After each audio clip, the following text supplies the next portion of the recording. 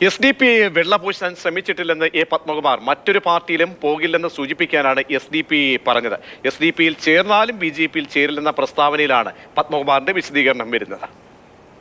ഇനിയിപ്പോ ഈ അവസാന നിമിഷത്തിൽ എന്നെ വളർത്തിക്കൊണ്ടുവന്ന അല്ലെങ്കിൽ എന്നെ വളർത്തിയെടുത്ത ഒരു പ്രസ്ഥാനത്തിനെതിരായിട്ട് ഞാനെങ്ങനെ നീങ്ങും?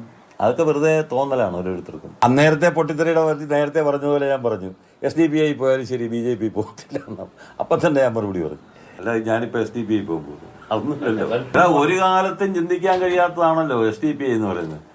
അതിൽ പോയാൽ പോലും BJP പോകത്തില്ലെന്നുള്ള അർത്ഥത്തിലാണ് പറഞ്ഞത്. അല്ലാതെ SDP ഏതാണ്ട് വളരെ മാന്യത, അതുകൊണ്ട് BJP മോശം, അങ്ങനെയല്ല പറഞ്ഞത്. അതായത് SDP-യും BJP-യും ഒരു നാണയത്തിന്റെ രണ്ട് വശങ്ങളാണ്. ഇന്നലെ പിടിച്ച കൊടി അല്ലെങ്കിൽ ആദ്യം തുടങ്ങിയപ്പോൾ പിടിച്ച കൊടി അത് ഇന്നും പിടിക്കും, നാളെയും പിടിക്കും. മരിക്കുമ്പോൾ ആ കൊടി നമ്മുടെ നെഞ്ചത്തുണ്ടാകണമെന്ന ആഗ്രഹം, സമ്മതിച്ചാൽ അത് കാണും.